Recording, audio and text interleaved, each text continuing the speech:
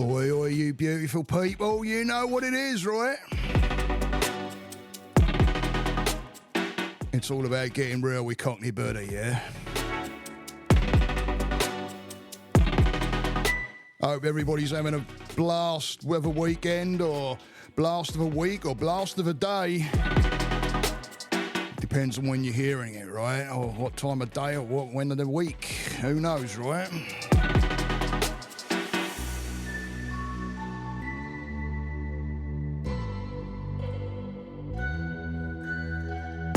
This one's all going to be about overstimulation. Do you know the difference between overstimulation and overwhelm? Very, very similar, right? You would think. But I want to tell you about something that happened to me last night where I got overstimulated. Yeah, I sure did. But I'm going to tell you some stuff that you can do to get yourself back. Because the first thing you want to do when you get overstimulated is run. Get away from the situation. And then you're just reinforcing those fears. So here I am in sunny Florida, putting the message out there. And I thank each and every one of you for tuning in. I really, really do. The old Cockney Buddha community is growing.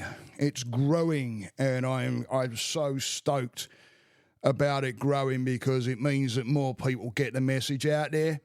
And I've been getting some really lovely comments as well. And, I can't thank yous enough out there. Spread the word for me, yeah, because I tell you what, the bigger the community, the more minds we can get to. And I've seen shows on TV that I follow, different groups of people. And when I see a big group of people and they're all getting together for their own mental health and they're doing retreats and things like that, that's the kind of thing I want to get to, is a community like that. And it's starting to grow. So I'm looking at what I have on YouTube as far as subscribers rising, and I can't say that I'm so thankful. I really am. I'm so thankful. So it's really nice to see when you start to see the same names like crop up, even though I don't know you. I feel I do when I start seeing the same names kind of pop up, and sometimes asking a question, sometimes leaving a comment, and it's a beautiful thing to see. It really is. So it doesn't matter who you are, where you're from. It doesn't matter. Mental health doesn't pick and choose. It affects everybody, from the richest of rich to the poorest of poor. And the most dedicated of people with careers, etc., to anybody. Don't matter who you are. Don't matter your heritage. Don't matter what politics you believe in. It don't matter about your religion. It don't matter. It affects everybody. So everybody is welcome in the Cockney Buddha community. So please join up. Come and follow. I'm across all the different social medias and stuff.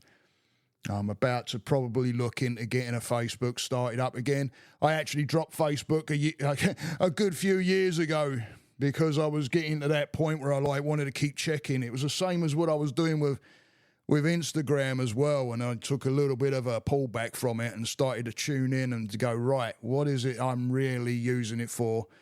And am I getting frustrated because I'm not getting what I want out of it? And there was an element of that. And once I came to terms with that and accepted it and just thought, no, it's about getting the word out, things changed. And I've noticed that even that is growing as well. So thank you to all you people that are joining and getting the help. That's what it's all about. It's all about getting the help, right? But I wanted to talk about a situation that I had last night, and then I'll talk about, the difference between overstimulation and overwhelm. But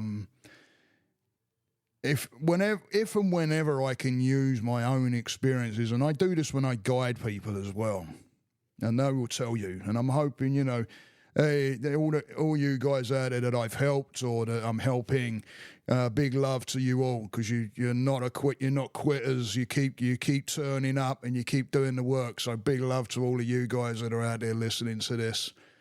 Many, many, many thanks. I tell you what, absolutely awesome. But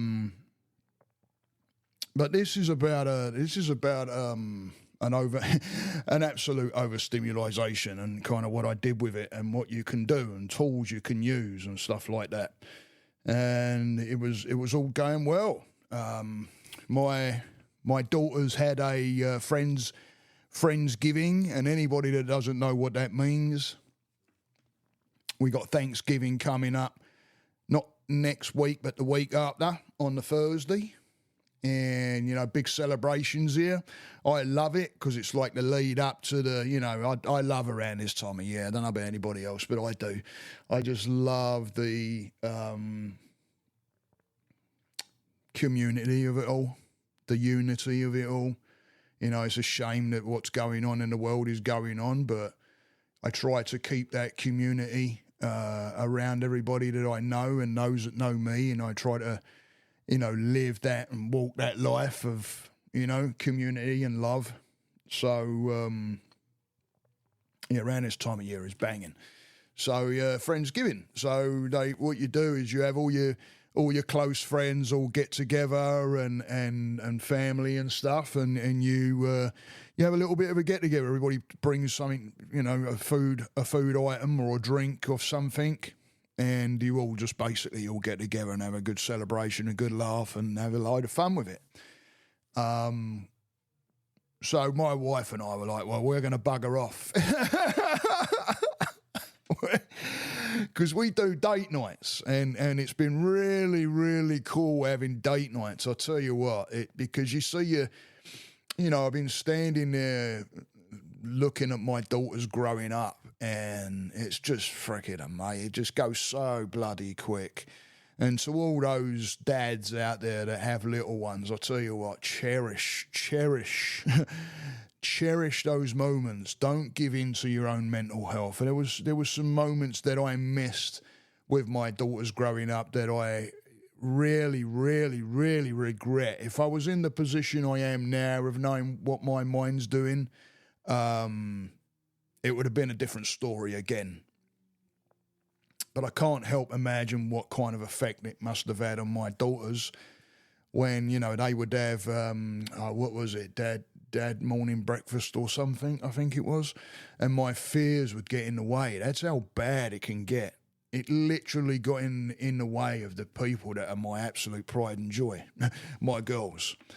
But I was, the fear struck me down. I mean, I can even feel it now. My palms are going a bit sweaty just thinking about it, because I know I've missed out on a lot with that. So, when it comes down to moments of anxiety and stuff like that, and it gets in the bloody way, bloody nightmare, absolute nightmare. Anyway, let's get back to the old overstimulation and what was going on. So we all me missus and I have been doing the old date nights because it's been nice. Now my daughters are 21, my oldest, and my youngest is 18, and it's like, blimey, geez, my oldest isn't, coming up 22. Oh, yeah, I just thought about that. Damn. And, I have these moments now where they're older and I stand there with them and I'm like, holy crap, I can't even believe these are my daughters. How the heck did I produce daughters like this? Holy shit. Like, how does this happen? Just amazing, absolutely amazing. And if you're a dad, just relish in that. It's just amazing.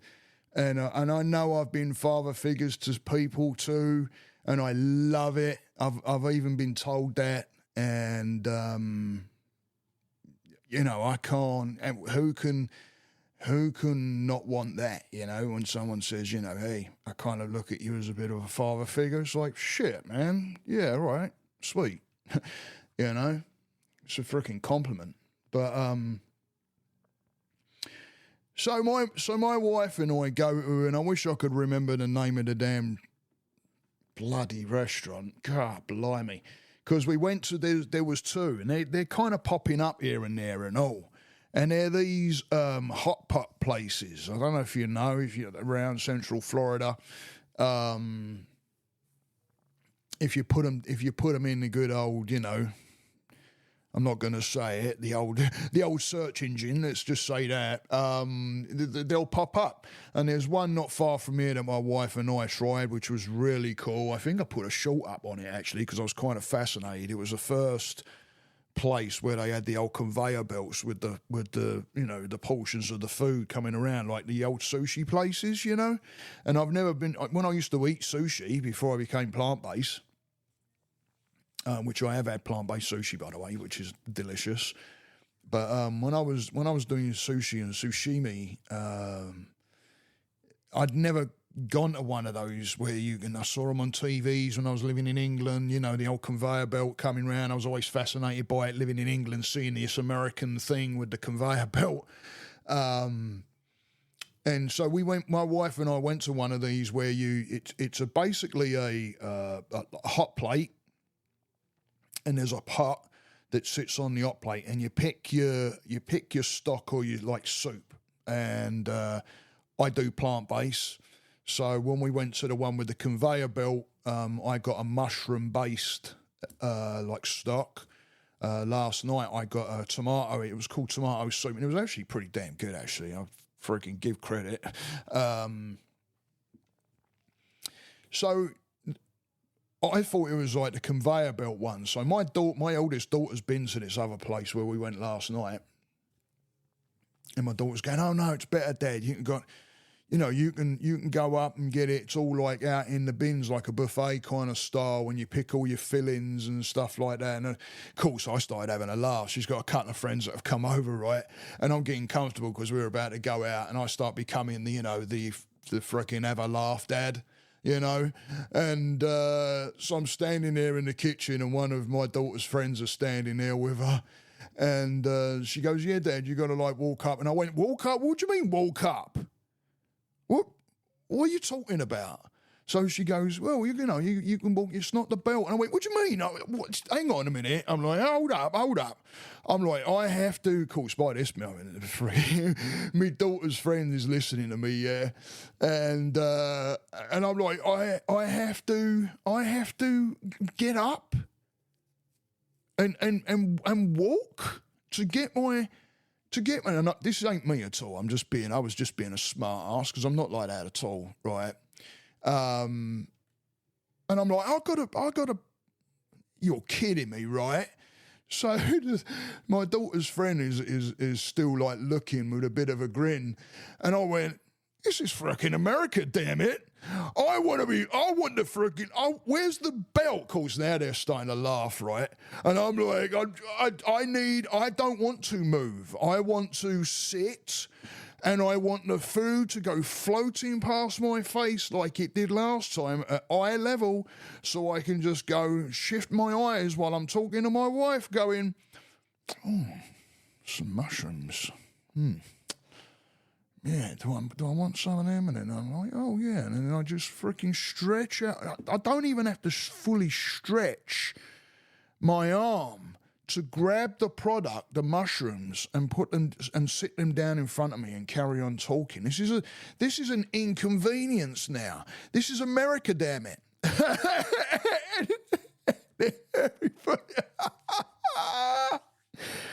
Oh, dear me. But you know what? I kind of wish I had the belt because of this overstimulation thing that happened. Oh, let me tell you. Bloody hell. What? So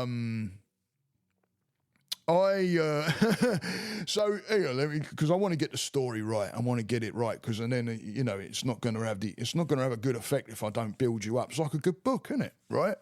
And half of you have just all just switched off. Oh no, is he going to be rambling? Well, you know, if you stick around, you might get a good story and a bit of a laugh out of it and all, right? And you might learn something. In fact, you will learn something. All right, if you got mental health issues or anything like that, or you do get into overstimulation and shit like that. And the reason I kind of know about overstimulation is because my youngest daughter gets it. And it was the first time, couple of times, I kind of clued into what was going on with my daughter and like trying to understand it because I didn't at the time. And like, okay, so what's going on? And asking her questions. And then as I was which is a blessing in disguise again, working with my youngest to see and use tools helped me last night. Let me tell you. All right. So anyway, so me wife and I, you know, off we bleed and trot, right? Right? Away on our toes in the old motor, out the driveway, off we go. Yeah. And I'm like, you know, I'm kind of like gearing up for it. And it was over in a place called Altamont Springs, which is a very busy area of town, very busy actually. There's a mall over there, and anybody that knows Altamont will freaking get it. Because I remember my wife, she goes, oh, I've got to change lanes, and she freaking, and this is just a state road, and you know, we went over like 4 or 5 lanes of traffic to get over onto the freaking outside, and I'm like, holy shit, it's like a freaking highway. It was like, bloody hell, you sure? And I forgot because we used to live over that way, and we used to go around that way quite a bit, and I forgot all about the bleeding freaking width of the roads. It's like, son of a bitch. What? Yeah, it's like a freaking highway. And I've got to drop a tea here. Hold up. Just excuse my gulping.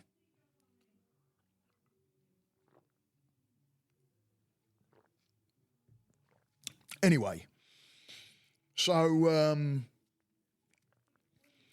anybody that knows over that way in Altamont, we was on 436, and we was down past the mall, I believe, and it was if you're coming from trying to think what end.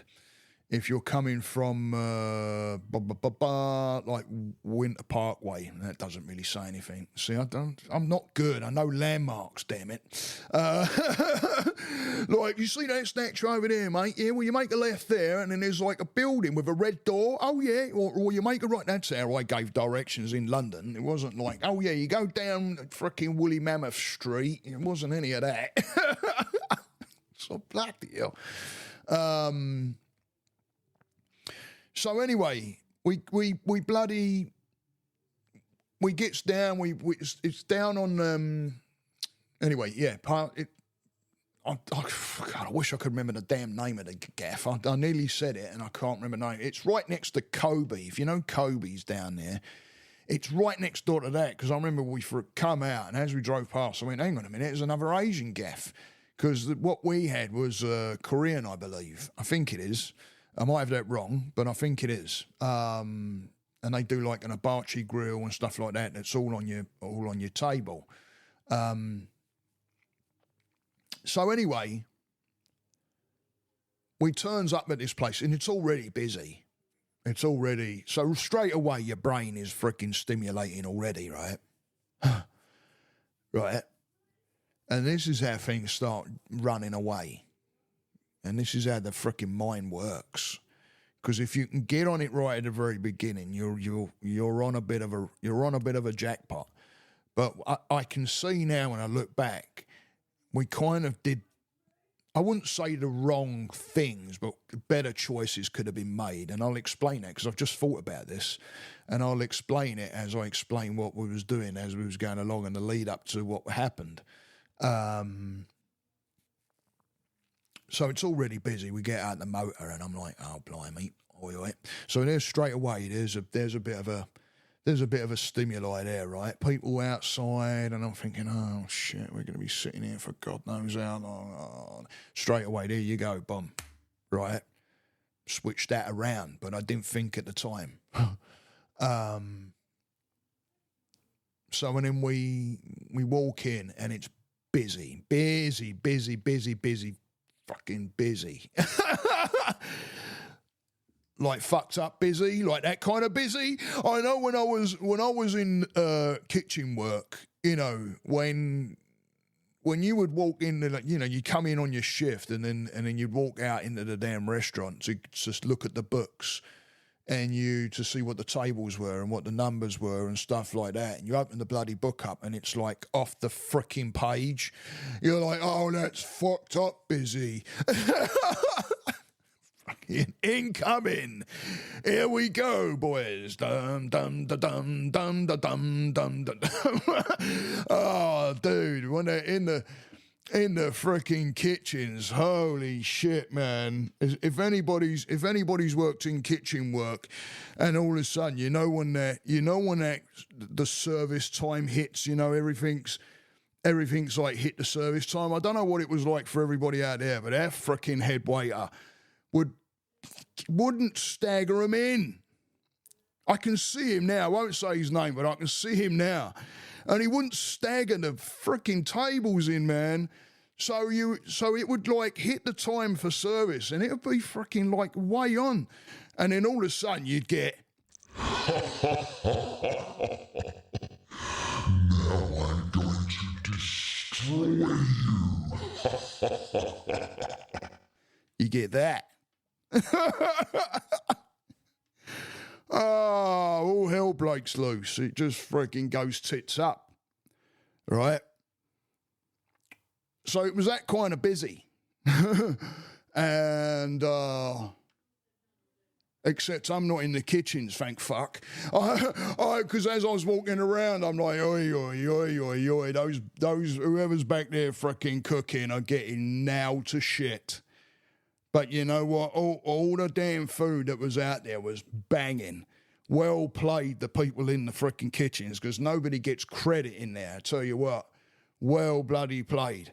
Because whoever's freaking doing it in there, I tell you what, I had pineapple in the end because I'll try and I was going to rephrase this. Working on staying away from sugar. Because it's really bad for you. I mean, it causes a lot of bloody inflammation. It's really naughty. It's not a good bloody thing, and it's addictive. I mean, they say it's 4 times more addictive than cocaine. I don't know how freaking true that is, but shit, right? Bloody hell. You know what I mean? You think about that. Blimey. So I'm trying to stay clear. So I got pineapple last night. I had pineapple, and I could tell it was like, wasn't bagged pineapple, because when machines do it, it's nice and smooth and how it's cut. This was done with a knife, I could tell. And the freaking pineapple was sweet. It was like, I was like, oh my God. And then, when you get those like extra sweet ones as well, that kind of and you're like, this is freaking bliss. Who needs sugar when you got natural sugars like this? Even though you can have too much, by the way. And I'm not much of a honeydew person, to tell you the truth.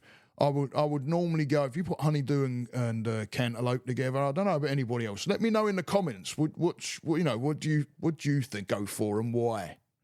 But I normally go for cantaloupe. You put cantaloupe and honeydew together, I'll go for the cantaloupe all day long. I just find honeydew normally, I've not had a lot of good experiences with it, and that's my bad, just not being able to get a proper bloody honeydew. Anybody got any tips on that? Oi, oi, yeah? I was a chef many years, but I'm always open to learn, any day of the week. I've heard a lot of tips on watermelons and all kinds of stuff like that, but, I like to ask the people that are around it a lot to teach me. There isn't around it a lot, right? So, honey. So there was some honeydew there, and I thought, you know what? I'll tell you what, it restored my faith in bloody honeydew. Oi, oi, have a laugh. This was banging.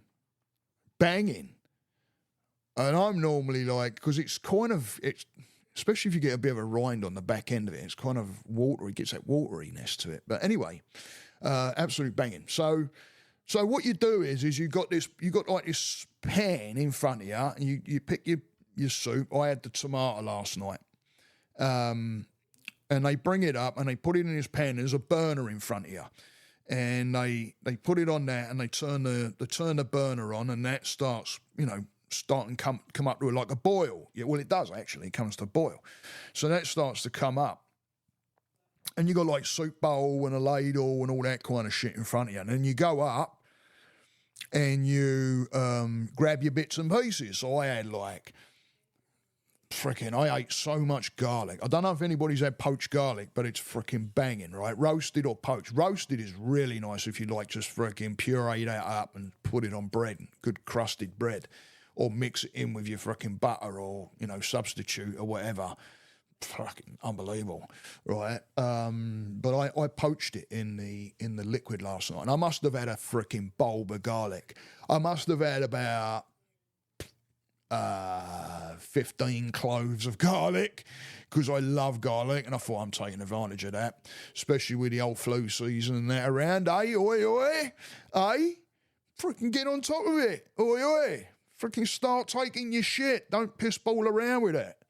Know that we're going into it and do something about it now so you don't fucking get caught out. And if you do get a little caught out, it goes away a little bit quicker. Keep up on your herbs and shit and your plants, yeah? Any of those Florida card holders out there for the cannabis, yeah?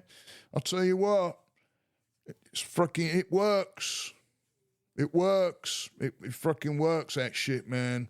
I'll tell you what, I used to get pneumonia without fail. I've had it like freaking 7 or 8. I've got a degree in it.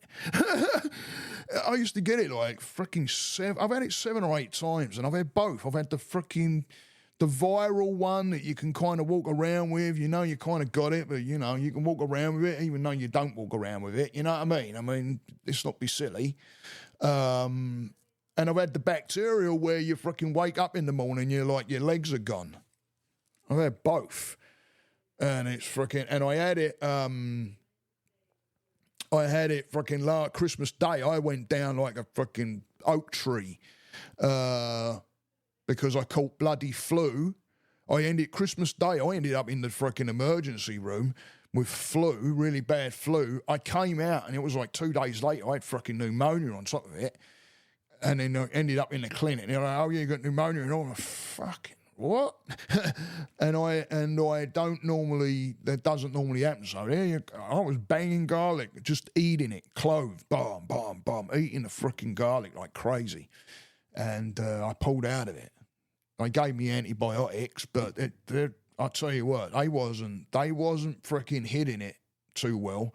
So I just started freaking, right, herbs, what do I need? Boom, let's go. Let's do the plant, use the plants, and respect your plants, please, people. Respect your plants, because that's how a lot of this shit gets taken away, because people think, oh, more is better. No. These plants are medicine, and if you don't respect your medicine, just like anything else, just because it hasn't got a pharmaceutical label behind it, doesn't mean it ain't powerful.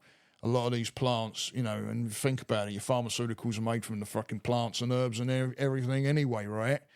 So there's reasons why they don't want this shit out there, and they don't want people getting knowledge with it, because, hey, you spread that around and don't want your pharmaceuticals anymore, do you? And I'm not telling anybody not to take their meds, by the way. That's not down to me. That's down to you and whoever you go to as your doctor or whatever. So that's nothing to do with me. But I know herbalists out there, and I do energy work myself. So I know what I've been around it quite a bit. So here we are. You got your pot and all that. I get my soup bit. I go up, and as I'm going up, I'm already noticing that it's like really busy, and I'm like, oh no, and a lot of people everywhere. It's like this place is freaking huge. Like, I didn't realise how big it was. We go in the freaking door, and I didn't see over, which was probably a good... Well, maybe it would have been better if I could have seen it and kind of got myself established in my head. Because where we sat, because as we walk in, I can already tell it's like loud, it's freaking right. Here we go, right? Sensory, right?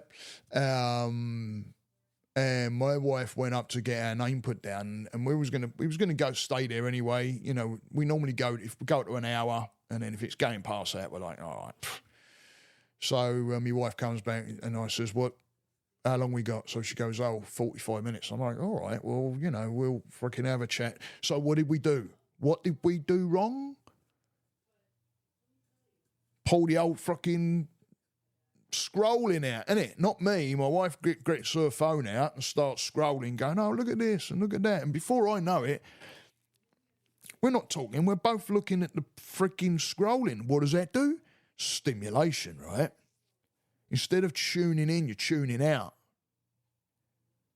Instead of taking it in and like, okay, you know, what's going on here and getting on top of it that way. No, I didn't, did I? I fell into the trap of the freaking scrolly, fummy, right? And getting into conversations around that instead of actually getting into conversation.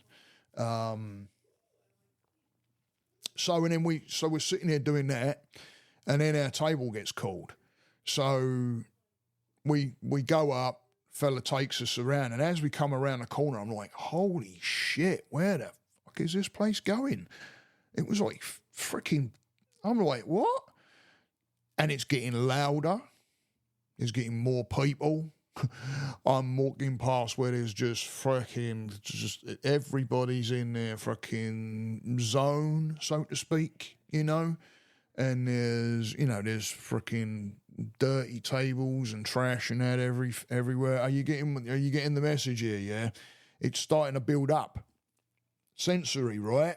Looking, seeing, sound, right? Smell, even.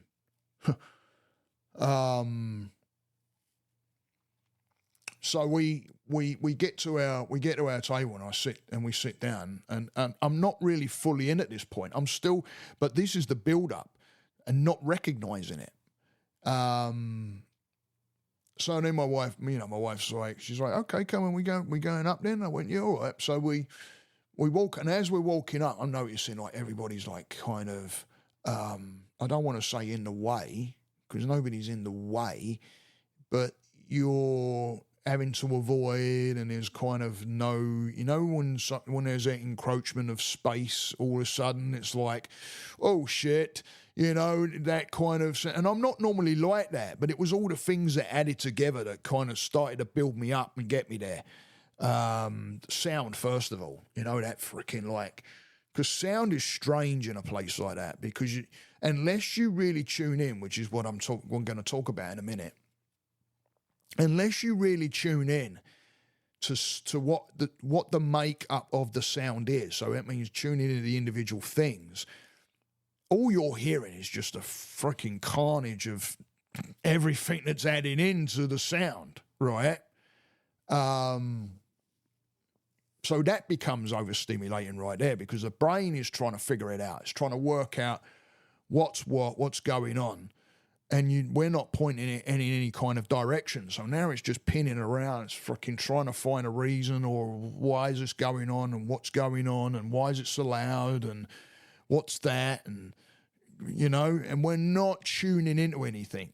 So it starts going. The old freaking clock's ticking. Right?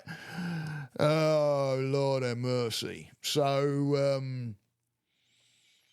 I'm like, and I'm saying to my wife, well, how does this work then? And all of a sudden, like, feeling myself relying on her, because I'm starting to, like, lose the control of my head. Now I think about it, that's what was going on, because all of a sudden, you're starting to turn into the kid, or I was starting to turn into the kid, wanting protecting, which can come from a whole source of different reasons, bullying or whatever, not feeling protected, over the overwhelm of it because of not the overwhelm, but, well, yeah, kind of, you know, it becomes overwhelming, but it's a sensory overload, which is the overstimulation. Because your sensory organs are starting to get, like, affected in a big way. And the brain is desperately trying to figure everything out all at once. Now, the brain is an amazing machine, absolute amazing machine, but it can only focus on one thing really at a time to when you're in that kind of state of mind. Because otherwise what it does the monkey brain, right? It starts jumping from one thought to the next, to the next, to the next, and there's no concentration on any one thing. So then it just starts riving because you're going into sensory overload, and then all of a sudden, boom, you're in overstimulation, which is what happened to me. Not recognizing. And the weird thing is kind of seeing it and knowing it's there, but at the same time still pushing forward and pushing more into the sensory overload. I guess because of a belief of an obligation to be doing what you're doing or be there. You know, I was there with my wife. I didn't want to ruin anything for my wife. Which I'll tell you in a minute because I was apologising. Because I didn't want to ruin her evening. This was a date night. Holy shit, right? So it starts getting a bit further and a bit fuller, but at the same time, I wanted to be around my wife because she was guiding me on what was going on, what you have to do. Because I was a little bit like, what? I mean, even when the server, lovely girl, came up to us and she's talking and saying things. It was so loud in there. Now I'm not bleeding mutton, right? I'm not Mutton Jeff, mate. I'm not deaf yet, right? But I couldn't freaking hear what she said. It was another problem because I wasn't catching what she was saying. And here I am. I don't know why, but there I am going, oh, yeah, oh, okay, because I know I'm going to look at my wife and go, what did she say? Because I didn't. Instead of like, excuse me, I can't hear you properly. Can you I don't. I go into that, oh no, like judgment or something and freaking back up out of there. And you're not doing yourself any bloody favours by doing it. Because all you're doing now is you're backing back and you're backing more into that frightened child. It's becoming more into that now because now it's like the child isn't speaking. It's not being allowed to speak. You can go back to when you might not have had a voice and shit, and all of a sudden you're going there, you're taking yourself there. So now it's like, oh, shit. So what happened was I'm saying to my wife, where did we go? What do you do? What you meant? Because there was plates and bowls and fucking sauces and I'm like, holy shit. So my wife's like, grab a tray, and I grab a tray and you put all your stuff that you want to cook in your stock on it. So there's like bok choy and onions and you name it, mushrooms, corn, you name it, right? It's out there. And if you're a meat eater, yeah, there's all that and all. There's sliced meats and freaking goodness knows what out there, yeah. But of course I go for your tofu and your bean curds and some noodles and mushrooms, and I'll do all that peppers I had and stuff like that. So, but you put it all in your tray, and what I'm doing as I'm going around, my tray's starting to get full, and I'm like, oh, this didn't happen with the belt, right? You just take pieces with the belt because it comes around in these these nice little portions, and you take. Now I've got a tray and it's like loading up, and I'm not even gone around yet, but I've got like bok choy and that, and I'm like, how am I gonna handle all it? And I'm starting to go into that now. Now there's another sensory coming in, right? Sensory overload of freaking like perception of what I'm looking at on my tray, and how am I going to get that from there to there and that way, right? So I'm standing around. I follow my wife around, and I'm like, I needed to get some sauces, and they're all lined up. There's all these beautiful sauces. Now instead of, this is what I mean about overload. Already you're not feeling comfortable.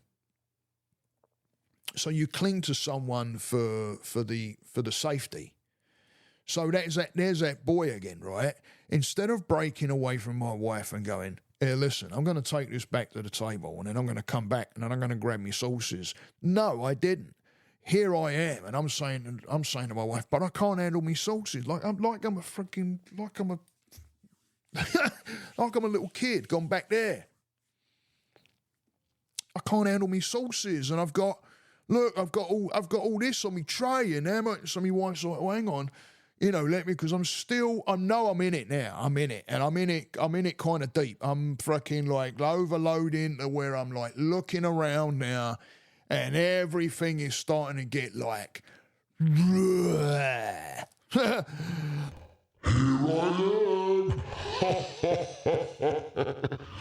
I win. I'm moving you around like a chess piece.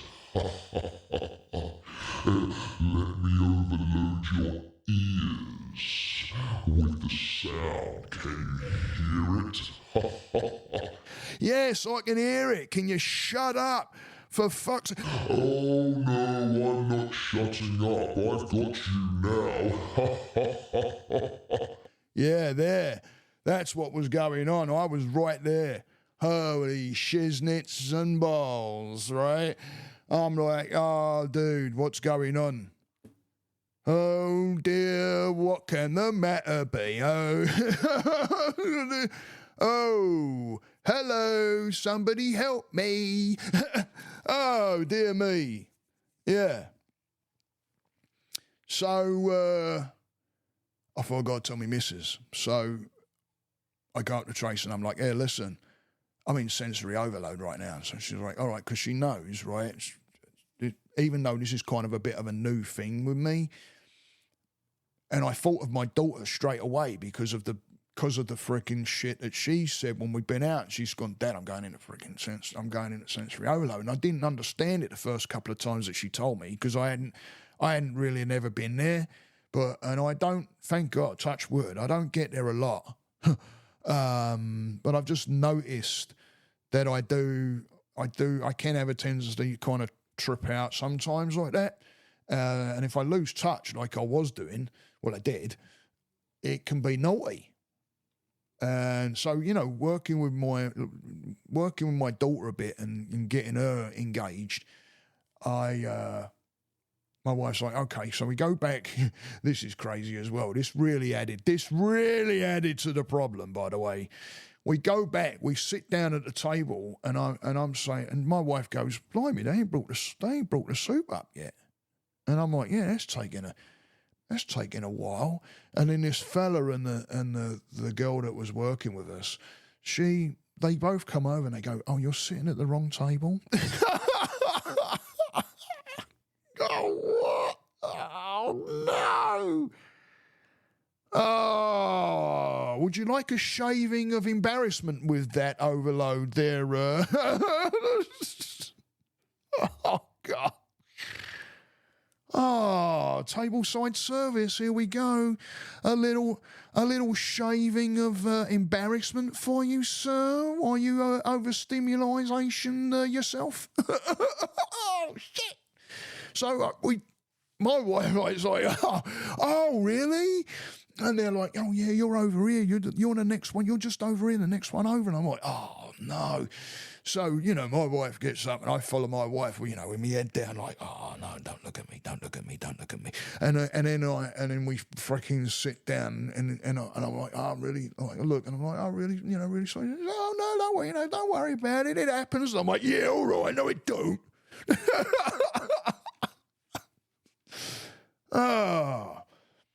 So when I sit down, this is when you start, it's good to, the first thing is an awareness. Getting into the awareness of it. What's going on? What's happening right now? What do I want? What am I looking for? First thing was to tell my wife, hey, listen, I'm starting to, if you're with somebody, let them know. If they know you well, they're going to understand. Hopefully. And if they don't understand, why are they there? Right? Because, there's an understanding with this. And it doesn't mean you're running away. It means you're letting someone know so you work through it and don't run away. So when we Once we got to our proper table, and we sit down, there's the bowls and the soup's bubbly and boom, boom, boom, boom, boom, right? Everything's there. I put my tray down. I look over at my tray and I look over at my wife and I'm like, that is bothering me because there was so much on there, but there wasn't. You know, it all went into this small bowl, what I had on my tray. But to me, because I'm freaking overstimulated, the sight of it was like, holy shit. And then I judge myself. You look like a freaking, what are other people thinking of you? You know, you go into the old judgment. Now you're thinking, oh, Lord, I had all that on my freaking tray and I came back. People must think I'm a freaking pig. Right? You freaking start doing it, right? So the first thing is I pushed the tray over to the side and I looked at my wife and I says, I can't look at that right now. I'm really getting overstimulated. And first thing is slow your breath down, start tuning in to what's going on with your breathing, right? Start looking around you and knowing that you're safe. If you're with someone, they know and they're with you. Ask for what you want. You know, if I would have said to my wife, hey, can you hold me hand a minute or something like that, just for that connection, these things are the things that we push away, that we don't ask for. And it's okay to ask. It's okay. It's okay to ask for a hug from a friend even. Hey, can I get a hug right now?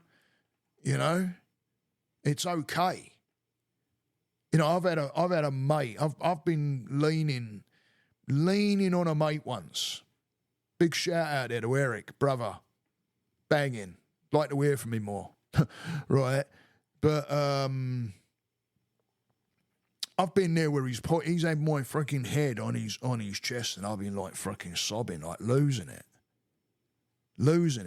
But he knows. This is a side that, you know, where that compassion comes in and it works and it gets you through, but you got to ask for it. Even though my mate just all of a sudden, he just took over and he knew and he just grabbed me, pulled me in, and I just freaking, that was it.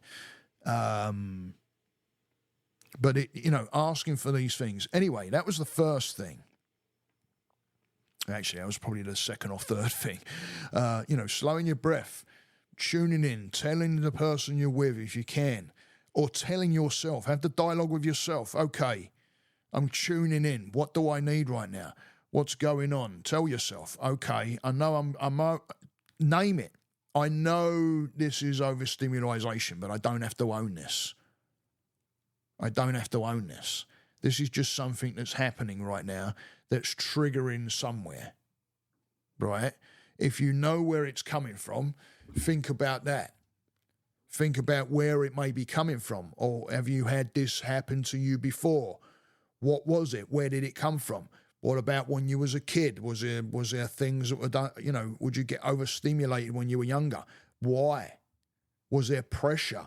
Was there pressure to be quiet? Yeah? Was there pressure to be quiet? You're not allowed to speak. You're not allowed to say things. Be quiet. So now you're hearing all this sound and it becomes overstimulating. It's like, why is this going on? The brain's like, why is this? This ain't meant to happen. It's meant to be quiet. Because that's the program. So now it's the senses. So the difference between overwhelm and overstimulation, I think you've got a pretty good handle on the overstimulation. It's sensory overload is what it is. So, anything that involves your sight, your scent, your taste, your speech, and where did I go? Sound?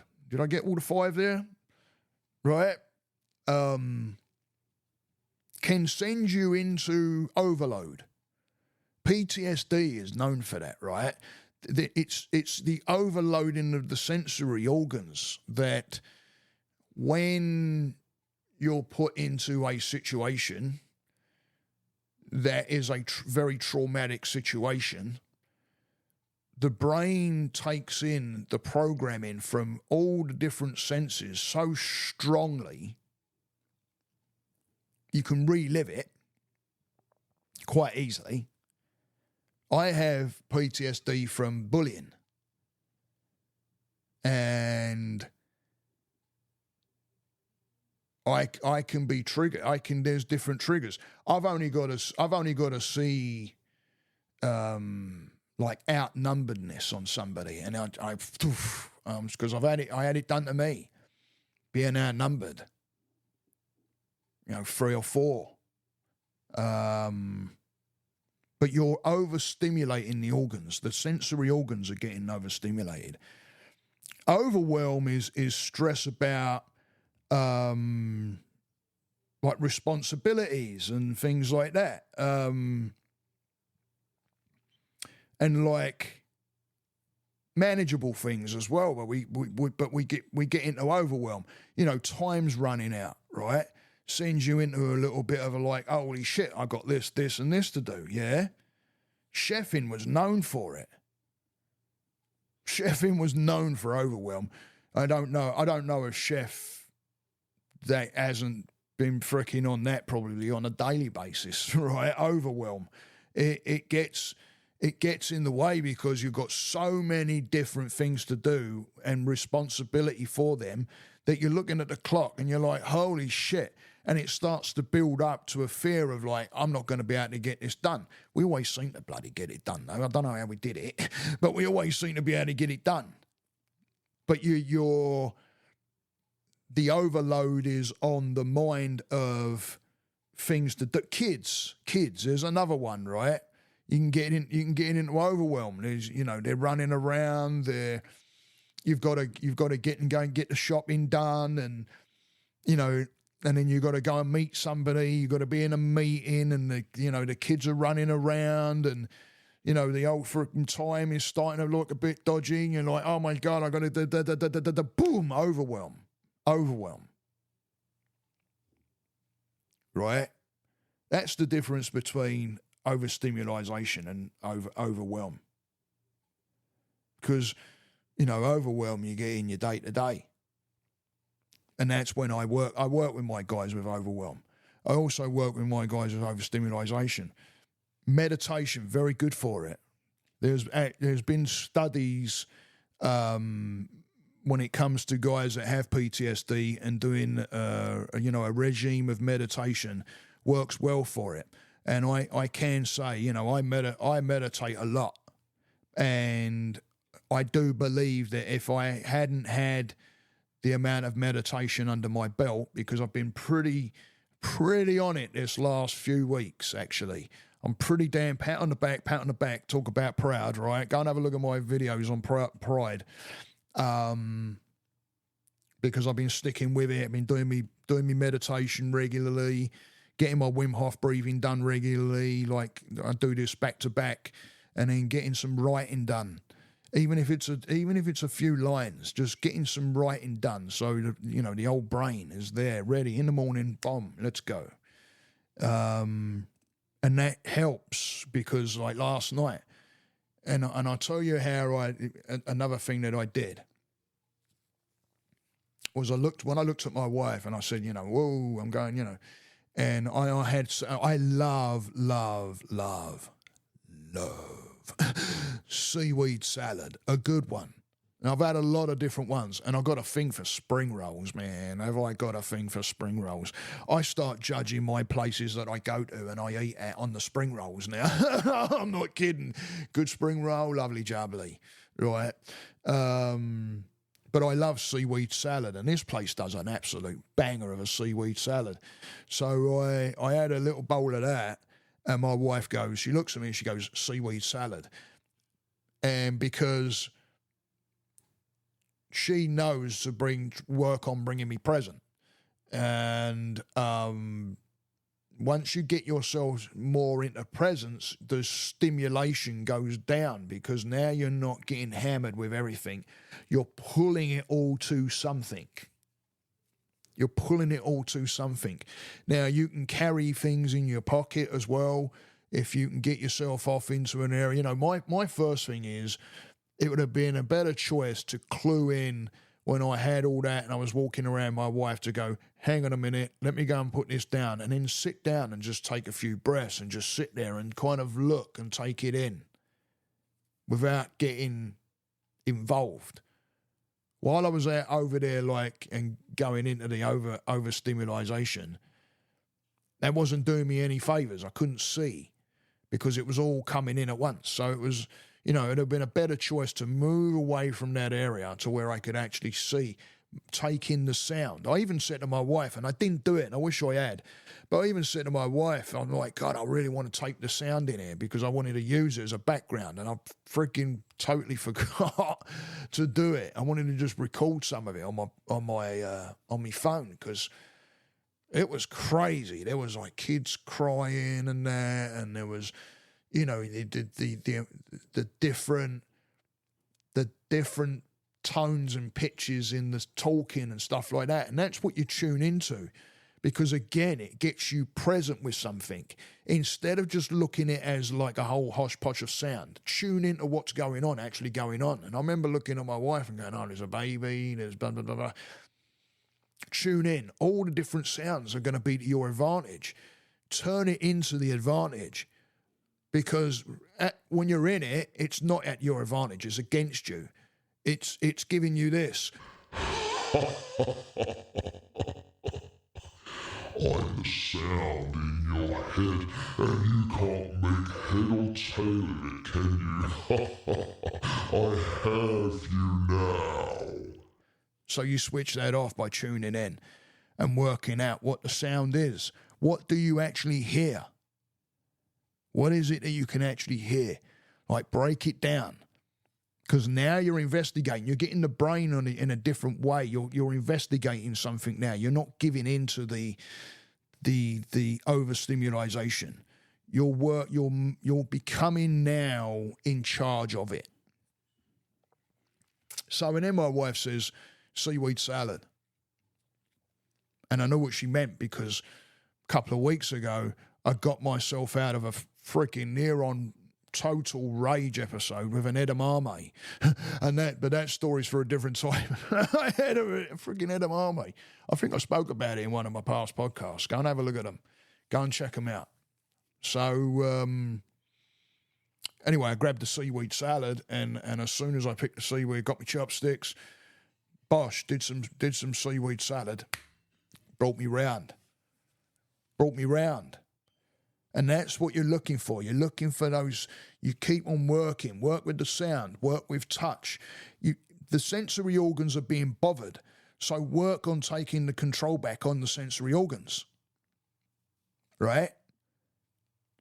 Where's the solution at? Work with the sensory. Okay. Sound is really crazy right now. What can I hear? Take control of it. Wow, what can I smell? What's the smells I'm smelling? Try and break it down.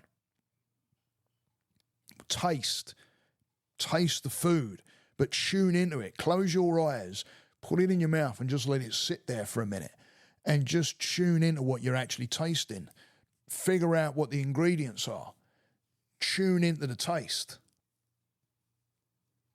Yeah? What you're seeing. Because what I did was, it looked like absolute chaos, but it was actually organised chaos.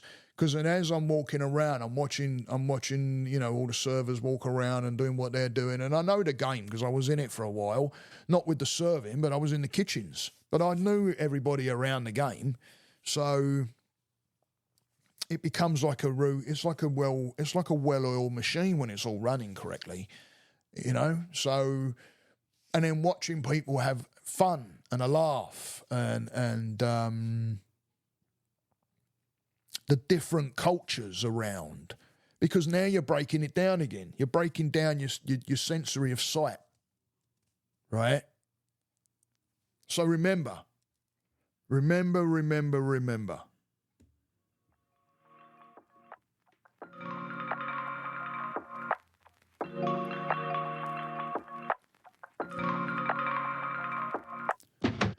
You do have control. You do, right? It's just taking these, if something's being bothered, tune into it. hope this helped. I know this one was a bit of a longer one than I normally do. But it's all good, it's all good, it's all good. It's all about tuning in, getting that community pulled in. So I hope this helps some people out there. Because it was one of those heck of a stories. The evening ended absolutely awesome. We ended up in a Crate and Carver bar near in Oviedo. If you know where the Home Depot is in Oviedo, it's in that strip mall there. It's a great little place called Legacy, I think it is. I'm going to put them in the description. Good people. Big shout out to Meg. She recognised me and knew me, and I said, hey, what did I have last time? She goes, oh, yeah, you had the with the peanut butter. I'm like, all right, sweet as a nut. I make you like you did last time, and we're good to go. And she's absolutely awesome. So big love to Meg down there in that Oviedo Mall where the Home Depot is. And get out there and subscribe if you listen this far. I must be saying something to you. Spread the word around and give me some love, yeah. Much love to each and every one of you. Thank you for tuning in. Stay that course. Namaste.